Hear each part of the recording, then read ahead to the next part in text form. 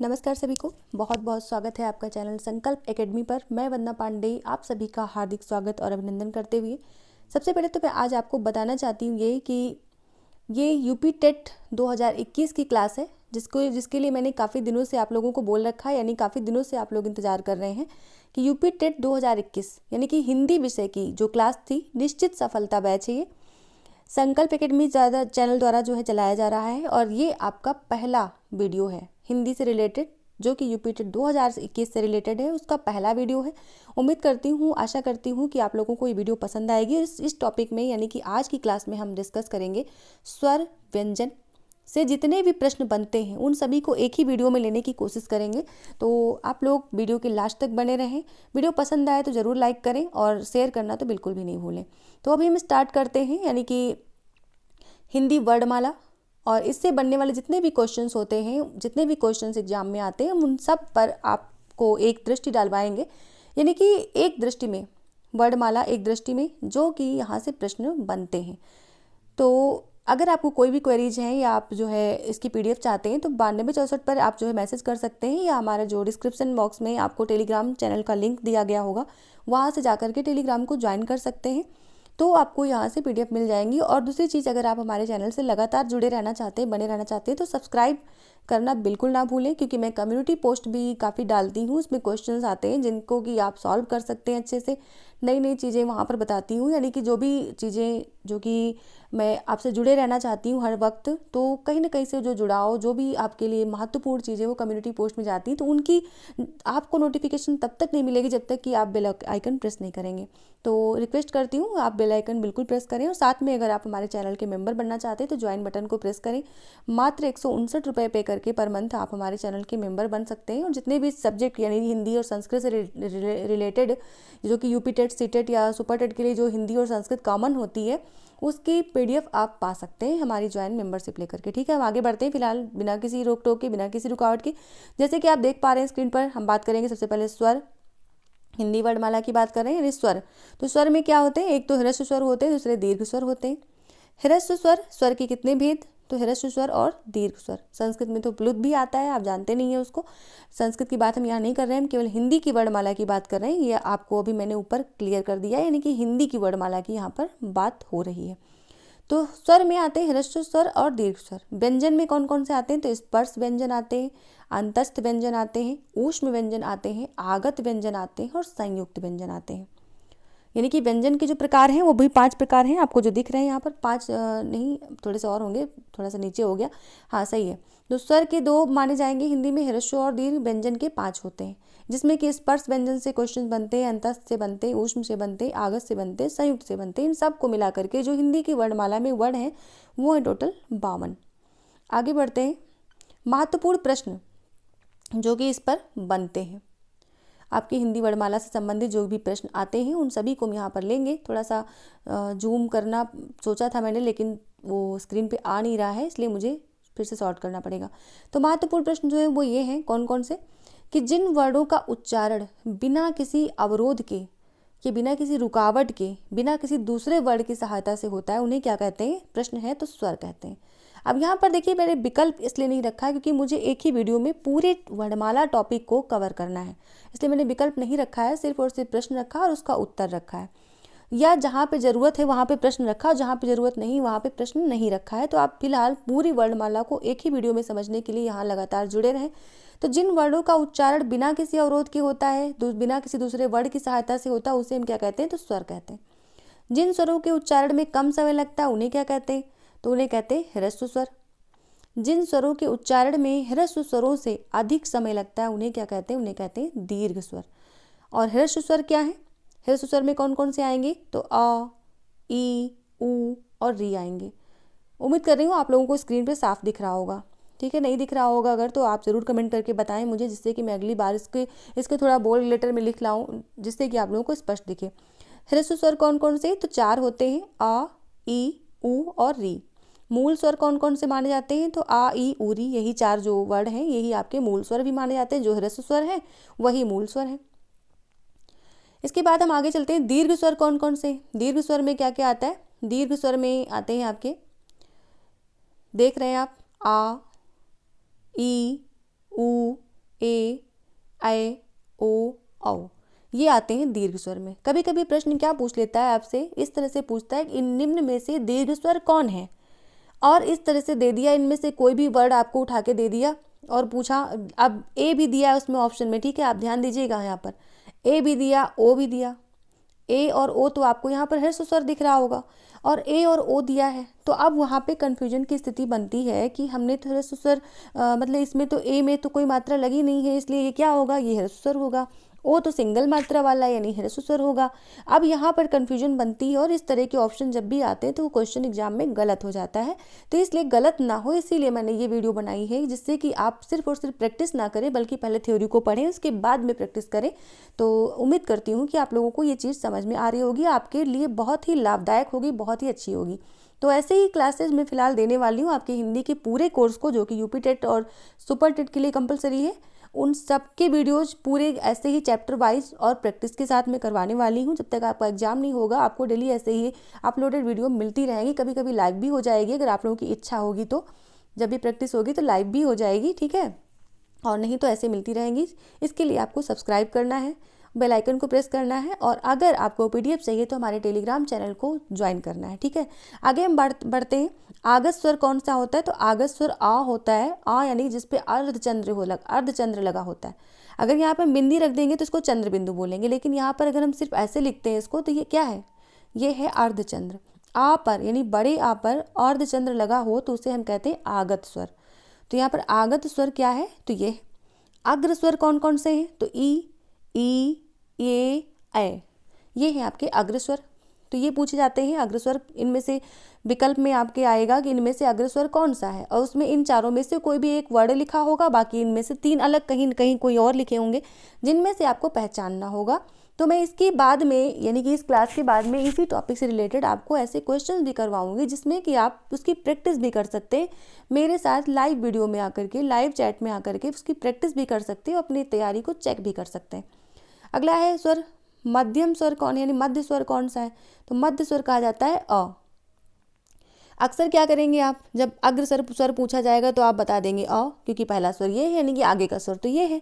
लेकिन ये ऐसा नहीं, ये मध्य स्वर है। आ को क्या कहेंगे, मध्य स्वर। अग्र स्वर कौन से, ई, ए, ऐ, ये है आपके अग्र स्वर। इन्हीं में से अगर कोई भी विकल्प में आएगा तो वो आपका अग्र स्वर कहलाएगा, ठीक है। पश्च स्वर कौन है, पश्च स्वर, ये TGT, PGT, KVS, DSSB, NET, UP TET, CTET, super TET, किसी भी परीक्षा में, अभी जो आपकी आरओ की परीक्षा होने वाली है उसमें इस तरह के ही प्रश्न आते हैं, और इन्हीं प्रश्नों में लोग गलत करके आते हैं। जैसे पश्च स्वर पूछा यहाँ पर, तो आ है, ऊ, ओ, और आ, ये आपके पश्च स्वर में आते हैं, ठीक है। यानी कि अग्र स्वर ई, ऐ, मध्य स्वर कौन, तो आ, पश्च स्वर कौन, तो आ, ऊ, ओ, आ, इस तरह से आएंगे। तो इनमें से आपको विकल्प में कोई एक ही मिलेगा, ठीक है, और उसी को आपको कंफर्म करना है कि ये विकल्प हमारा सही है। अगला है संवृत स्वर कौन सा है। संवृत स्वर कौन सा होता है, तो संवृत स्वर यानी कि बड़ी ई और बड़ा ऊ, ई और ऊ संवृत स्वर होते हैं। अर्ध संवृत कौन सा है, अर्ध संवृत यानी ई और ऊ होता है। विवृत कौन से होते हैं, विवृत आ, ऐ, औ, ये होते हैं आपके विवृत स्वर। अर्ध विवृत कौन से होते हैं, अर्ध विवृत स्वर होते हैं ए, अ, ओ, आ। अर्ध विवृत स्वर यानी कि ए, अ, ओ, आ, ये होते हैं। व्यंजनों की संख्या कितनी है, टोटल हो गई 41। संयुक्त व्यंजन को जोड़ करके यहाँ पर टोटल 41 संख्या हो जाती है, ठीक है। और उसके बाद 11 स्वरों को मिला करके हम क्या बनाते हैं, उनको 52 स्वरों की संख्या, यानी कि 52 वर्णों की संख्या कंप्लीट हो जाती है। स्पर्श व्यंजनों की संख्या कितनी है, 27 है। आगे भी हम बताएंगे कौन कौन से वर्ण जो कि 27 में आते हैं, ठीक है। तो धैर्य ना खोएं, आपको पता होगा, आपने अभी तक 25 पढ़े होंगे, लेकिन ये 2 नए कौन से आ गए, इनके बारे में भी अभी हम आगे की क्लास में, आगे की वीडियो में बात करेंगे, ठीक है। धैर्य बना के रहें और हमारे साथ सुनते जाएं, चीज़ों को एनालिसिस करते जाएं। नोट डाउन करना चाहें तो नोट डाउन कर सकते हैं, वरना पीडीएफ पाने के लिए आप टेलीग्राम को ज्वाइन कर लीजिए। अगला है अंतस्थ व्यंजनों की संख्या कितनी होती है, तो 4 होती है। कौन कौन से होते हैं इसके आगे हम बात करेंगे। आगत व्यंजनों की संख्या कितनी होती है, 2 होती है। संयुक्त व्यंजनों की संख्या कितनी होती है, 4 है।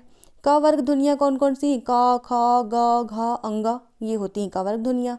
च वर्ग ध्वनियाँ कौन सी हैं? च, छ, ज, झ, इया। यानी कि एक लाइन में जो एक वर्ग में जो 5 वर्ड लिखे होते हैं वो 5 वर्ड एक वर्ग में आते हैं, और उस वर्ड जो होता है, जो पहला वर्ड होता है, उस वाले अक्षर से लेकर के हम उस वाले वर्ग का नाम दे देते हैं। जैसे क ख ग घ अंगा की बात करें तो इसमें क पहला अक्षर है तो ये हो गया क वर्ग। इसमें च छ ज झ इया में क्या है? च पहला वर्ग है, वर्ड है तो ये हो गया च वर्ग। ट वर्ग ध्वनियाँ कौन सी हैं? तो ट ठ ड ढ अड़ा, ट ठ ड ढ अड़ा, और ट इसमें पहला वर्ड है इसलिए हो गया ये ट वर्ग। त वर्ग ध्वनियाँ कौन सी हैं? तो त थ द ध न, पहला वर्ड कौन सा है? त, तो इसे हम कहेंगे त वर्ग। उम्मीद करती हूँ आपको समझ में आ गया होगा। प वर्ग ध्वनियाँ कौन सी हैं? प वर्ग ध्वनियाँ में जैसे प फ ब भ म, इसमें पहला वर्ड कौन सा है? प, तो इसे हमने नाम दे दिया प वर्ग। अब अंतस्थ व्यंजन कौन कौन से होते हैं? ये होते हैं या, रा, ला और व। या, रा, लावा क्या होता है? अंतस्थ व्यंजन होता है, ये हमारे अंतस्थ से निकलता है, हृदय से निकलता है। अर्ध स्वर कौन कौन से होते हैं? या और वा, इन्हें आधा स्वर कहा जाता है।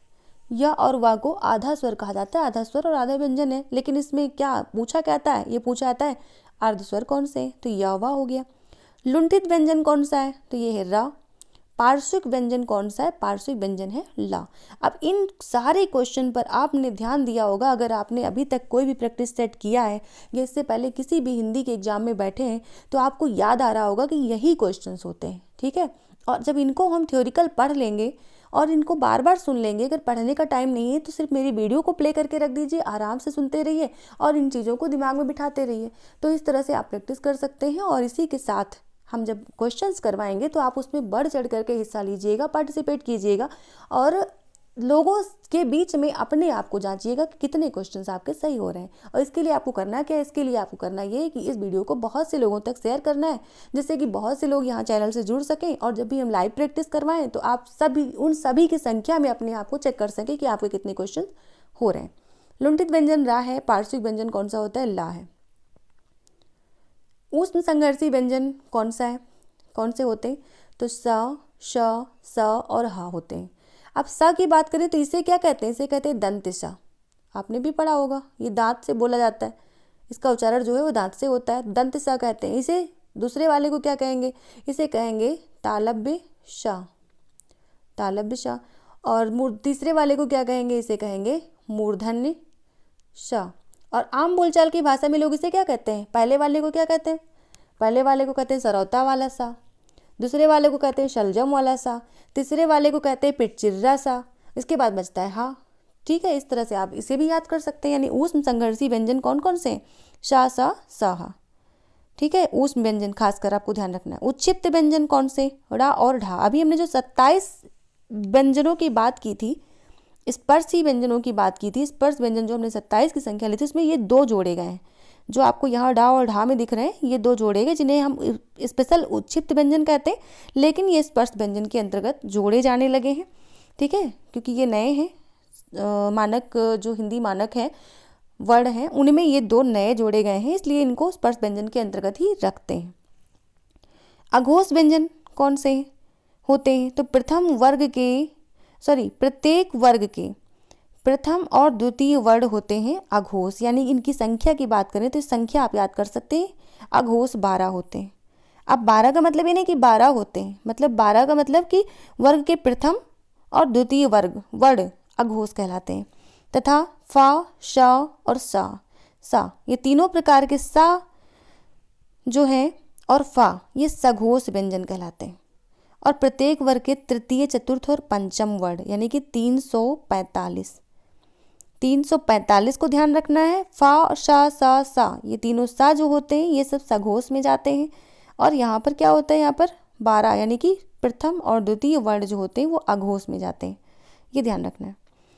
तथा जो रा, ढा, जा, या, रा, ला, वा, हा ये सब है, ये सभी स्वर सघोष हैं। ये सभी जो हैं जितने भी वर्ण है, वर्ड स्वर लिखा है यहाँ पर, वर्ण है, ये वर्ण सघोष होते हैं। अल्प प्राण व्यंजन कौन से हैं? तो प्रत्येक वर्ग में प्रथम, तृतीय, पंचम जो होते हैं तथा अंतस्थ वर्ण। यहाँ पर थोड़ा सा मैं इसको सॉल्व करूँगी, दिख नहीं रहा है। तो अल्प प्राण व्यंजन कौन से होते हैं? प्रत्येक वर्ग में प्रथम यानी कि 1, तृतीय यानी कि 3, पंचम यानी कि 5, 135। ठीक है, और अंतस्थ वर्ण। अंतस्थ वर्ण का मतलब या, रा, ला और वा। तो इस तरह से आपको ध्यान रखना है। अल्प प्राण कौन कौन से होते हैं? 135 होते हैं, या अलावा होता है, अल्प प्राण में आ गया। महाप्राण व्यंजन कौन से होते हैं? तो प्रत्येक वर्ग का द्वितीय यानी कि 2, चतुर्थ यानी कि 4 और ऊष्म वर्ण। ऊष्म वर्ण का मतलब सा, शा, सा और हा। ठीक है, तो ये 24 होते हैं और सा सा साह होते हैं। महाप्राण व्यंजन 24 संख्या होती है इनकी, सा सा सा होते हैं। 24 संख्या पे मत जाइएगा, 24 का मतलब दूसरा और चौथा वर्ड, 135 का मतलब पहला, तीसरा और पांचवा वर्ड प्रत्येक वर्ग का। ठीक है, इस तरह से आपको पढ़ना है। नासिक के व्यंजन कौन से होते हैं? तो अंगा, जा, ड़ा, न और मा। अब आपने यहाँ पे नोटिस किया होगा एक चीज कि हर वर्ग का अंतिम वर्ड है ये, काका गगा अंगा। ठीक है, यहाँ पर जा नहीं लिखा, ये इया है, इसको ध्यान से पढ़िएगा थोड़ा सा। इया लिखा हुआ है, ठीक है। तो चाचा चाचा इया, टाटा डाडा अड़ा, ताथा दादा ना, पाफा बाबा माँ, यानी कि ये पंचम वर्ड है। जो पंचम वर्ड होते हैं किसी भी वर्ग के, वो क्या कहलाते हैं? वो कहलाते हैं आपके नासिक के व्यंजन। अब कंठ व्यंजन कौन से होते हैं? कंठ व्यंजन कंठ से बोले जाने वाले, का, खा, गा, घा, अंगा। ठीक है, यानी कि कवर्ग जो होता है वो आपका बोला जाता है किससे? वो बोला जाता है कंठ से। ये ध्यान रखना है आपको। उच्चारण स्थान की बात हो रही है। ऊष्म व्यंजनों की संख्या कितनी होती है? अभी हमने आपको बताया, कई बार बताया। शा, सा, इस तरह से शा, सा और हा, ये क्या है? ये आपके ऊष्म व्यंजन है। तो संख्या कितनी हो गई? 4। तालव्य व्यंजन कौन कौन से? तो चा, छा, जा, झा, इया। ये जा जो यहाँ पर, इसको थोड़ा सा यहाँ पर मिसप्रिंट हुआ है, ठीक है, ये इया है, इसको इया पढ़िएगा। श और या। तालव्य व्यंजन कौन कौन से? चा, छा, जा, इया, श और या होते हैं। मूर्धन्य व्यंजन कौन से होते? टा, ठा, डा, ढा, अड़ा, ढा और श होते हैं। दंत व्यंजन कौन से होते? तो ता, था, दा, धा, न। ओष्ठ व्यंजन पा, फा, बा, भा, मा, यानी कि पवर्ग जो होता है, पवर्ग ये होता है ओष्ठ। दंत जो होता है, यानी तवर्ग जो है वो होता है दंत। और मूर्धन्य यानी कि टवर्ग जो होता है ये होता है मूर्धन्य। और चवर्ग यानी कि कौन सा? चवर्ग है ये तालव्य। दंत्योष्ठ व्यंजन कौन सा? दंत्योष्ठ व्यंजन है वा। स्वर यंत्रीय व्यंजन है हा। इस तरह से प्रश्न बनते हैं और उम्मीद करती हूँ आपने इतनी सी वीडियो में, जितनी अभी क्लास ये हुई है, इस क्लास में आपने देखा होगा कि वर्णमाला से आपका एक भी प्रश्न नहीं छूट रहा है जो मैंने यहाँ पे नहीं लिया हो। तो उम्मीद करती हूँ आप लोग बिल्कुल विश्वसनीयता के साथ, बहुत ही भरोसे के साथ मेरे इस क्लास से जुड़ेंगे और इसकी आने वाली हर नोटिफिकेशन को पाने के लिए चैनल को सब्सक्राइब करेंगे। साथ में जब भी हमारी नेक्स्ट वीडियो आएगी उसके प्लेलिस्ट में जा करके आप जो है वहाँ पर डिस्क्रिप्शन में जा करके उसके प्लेलिस्ट को प्ले करेंगे, जो कि यूपी टेट सुपर टेट के नाम से होगी। और वहाँ पर आप इन सब सारे क्लासेस को देखेंगे और बहुत अच्छे से तैयारी करेंगे और मुझे लगता है हर ज़रूरतमंद तक आप इसे पहुँचाएंगे भी। ठीक है, तो ऐसे ही मेरी उम्मीद है और इन उम्मीद पर आपको खरे उतरना है। अगला, हिंदी में मूलतः वर्णों की संख्या कितनी होती है? तो 52 होती है। ये प्रश्न बनता है। छा वर्ण किसके योग से बना है? ये प्रश्न बहुत पूछा जाता है। छा जो ये लिखा जाता है इस तरह से, इसका योग पूछा जाता है। तो योग कौन सा? का और सा, यानी कि इस तरह से बनता है, का प्लस सा, इस तरह से बनता है। कौन सा वर्ण उच्चारण की दृष्टि से दंत नहीं है? दंत नहीं है कौन सा? तो टा नहीं है। ठीक है, उच्चारण की दृष्टि से, जबकि टवर्ग जो है वो दंत में आता है आपके, ता, था, दा, धा, न और टा, ठा, डा, डा, डा, ये क्या है? दंत नहीं है। यहाँ पर देखिए, ये एक उदाहरण देने की बात है, बल्कि ऑप्शन में यहाँ पे नहीं है आपके पास कि आप बताएंगे कौन सा नहीं है। तो इस वाले प्रश्न को हम हटा ही देते हैं। फिर का वर्ण उच्चारण की दृष्टि से क्या है? तो ये है कंठे। ठीक है, कंठे से बोला जाता है का। कंठे उत्तर भी लिखा हुआ है, कंठ से। वह छोटी से छोटी ध्वनि जिसके टुकड़े नहीं हो सकते उसे क्या कहते हैं? ये प्रश्न बहुत पूछा जाता है। उसे कहते हैं वर्ड। वर्ड कहते हैं जिसके के टुकड़े नहीं किया जा सकते। हिंदी वर्णमाला में स्वरों की संख्या कितनी है? तो स्वरों की संख्या कितनी है? 11। बहुत ही सिंपल सा प्रश्न है, आप लोग 13 पे अटक जाते हैं, पता नहीं क्यों। 11 होती है 100%, बिल्कुल ट्रुथ है, लेकिन आप पता नहीं क्यों 13 पे अटक जाते हैं। तो आपको यहाँ से बिल्कुल सीख के जाना है कि 13 नहीं होते बल्कि 11 होते हैं। ए वर्ड क्या कहलाते हैं? ये कहलाते हैं कंठ तालव्य। अयोग वाह वर्ड कौन से हैं? तो अन और आह। अब इनकी बारी लास्ट में आई। ठीक है, जो आप स्वर में इनको जोड़ जाते हैं और जिनके माध्यम से आप इनको 13 बोलने लगते हैं कि स्वरों की संख्या 13 है, वहाँ से अन और आह को हटा दीजिए। अन और आह जो आपके वो अयोग वाह में आते हैं, यानी कि इनका अगर आप नाम पूछा जाए तो अयोग वाह, अगर आपको विकल्प में दिया जाए इनमें से अयोगवाह वर्ड कौन से हैं, तो अन और आह होंगे। अघोष वर्ड कौन सा है, कौन सा है, तो सा है, और ये महाप्राण भी है इसके साथ। हिंदी की शाह ध्वनि क्या है, तो अघोष है और महाप्राण है। यार अलावा किस प्रकार के व्यंजन है, यार अलावा तो ये अंतस्थ व्यंजन है, ठीक है, और यार अलावा यानी कि अंतस्थ व्यंजन है। तो इस तरह से मेरी ये क्लास ख़त्म होती है आज यहीं पर, और मैं उम्मीद करती हूँ कि हिंदी साहित्य की तैयारी के लिए, बेहतर तैयारी के लिए आप हमसे जुड़ेंगे, क्योंकि संकल्प का कोई विकल्प नहीं होता, ठीक है। तो मेरी ये जो टैग लाइन है इसको ध्यान रखिएगा, और आप जो है इस PDF को कहीं भी शेयर कर सकते हैं। अगर आप मेरे टेलीग्राम पे जुड़ते हैं, ये टेलीग्राम पे आपको फ्री में मिल जाएगी, कहीं भी आप शेयर कर सकते हैं, कोई रोक टोक नहीं है। बस हमारे इन चीज़ों को हटाइएगा मत, ठीक है। इन सभी को आप जैसे के तैसे रहने दीजिएगा, कुछ एडिट मत करिएगा, क्योंकि बहुत ही मेहनत से बनाई है, ठीक है। तो मेरी मेहनत जो है वो लोगों के बीच जाए, तो मेरे नाम के साथ जाए, और मेरा नाम आप लोगों ने पहले ही पढ़ा होगा और शुरुआत में भी सुना होगा, और जो लोग पहले से परिचित हैं वो तो बहुत अच्छे से जानते हैं। जो लोग नए जुड़े हैं उन सभी से यही रिक्वेस्ट है कि आप किसी भी ग्रुप में PDF को शेयर कर सकते हैं, कहीं भी किसी भी ग्रुप में आप चैनल के लिंक को शेयर कर सकते हैं। हिंदी की बेहतर तैयारी के लिए UP TET, super TET, RO, ARO और हिंदी की सामान्य प्रतियोगी परीक्षाओं के लिए किसी भी क्लास के लिए ये हिंदी जो यहाँ पे पढ़ाई जा रही वो आपके लिए बेहतर है, और आप बहुत अच्छे से इससे जुड़े। ये हमारी पहली क्लास थी जिसे कि मैंने इस बेस पे बनाया है कि आप इसको पढ़ेंगे, इससे प्रभावित होंगे तो मुझे कमेंट करेंगे, ज़्यादा से ज़्यादा लाइक करेंगे, और आपके लाइक और आपके कमेंट ही मुझे बताएंगे कि मुझे इसके आगे के पार्ट बनाने चाहिए कि नहीं चाहिए। फिलहाल तो आप नहीं भी करेंगे, फिर भी मैं बनाऊंगी। जितना भी कोर्स आपके हैं सामान्य हिंदी का, वो सब का मैं ऐसे ही क्लास आपको प्रोवाइड करूंगी। फिर प्रैक्टिस सेट मैं तब करवाऊंगी जब आप लोगों की उपस्थिति बनेगी, आप लोगों की सहमति होगी, ज़्यादा से ज़्यादा लोग लाइव में जुड़ेंगे तो मैं लाइव प्रैक्टिस टेस्ट आपके करवाऊंगी, ठीक है। अभी फ़िलहाल मैं क्लासेज अपलोड करूंगी और उन क्लासेस से अगर आपको कोई फ़ायदा मिलता है, आपकी तैयारी बेहतर होती है, तो आप मुझे मैसेज करिएगा, कमेंट करिएगा, फ़ोन भी कर सकते हैं, ठीक है, जिससे कि मैं ये कंफर्म हो जाऊं कि अब आप लोग लाइव प्रैक्टिस सेट के लिए तैयार हैं। तो मैं आपके लिए लाइव क्लासेस भी लेकर के आऊँगी, जिससे कि आप अपनी तैयारी को बहुत बेहतर बना सकेंगे। आज के लिए इतना ही, और मिलते हैं कल की क्लास में, दूसरे वाले क्लास के साथ, सेशन के साथ में आऊँगी। और उम्मीद करती हूँ इस क्लास को आप लोग बहुत अच्छे से समझ लिए होंगे, लोगों तक पहुँचाएँगे, सपोर्ट करेंगे, और बिल्कुल फ्री ऑफ कास्ट है, इसका कोई चार्ज नहीं है। जो ये सामान्य हिंदी की क्लासेज हैं टेट, सुपर टेट या सीटेट के लिए, उसमें आपका कोई भी चार्ज नहीं है। आप हिंदी और संस्कृत यहाँ से बखूबी पढ़ सकते हैं, और बहुत अच्छे से नोट्स चाहिए हो तो टेलीग्राम को ज्वाइन करिए, वहाँ पे फ्री PDFs आपको ये मिलेंगी, जो मैं यहाँ पढ़ाती हूँ वो आपको वहाँ पे मिलेंगी, ठीक है। तो बस आज के लिए इतना ही, सभी को धन्यवाद, शुभ रात्रि, गुड नाइट। और फिलहाल क्योंकि मैंने रात में शूट की इसलिए मैं सब बोल रही हूँ, फिलहाल सभी को नमस्कार, धन्यवाद।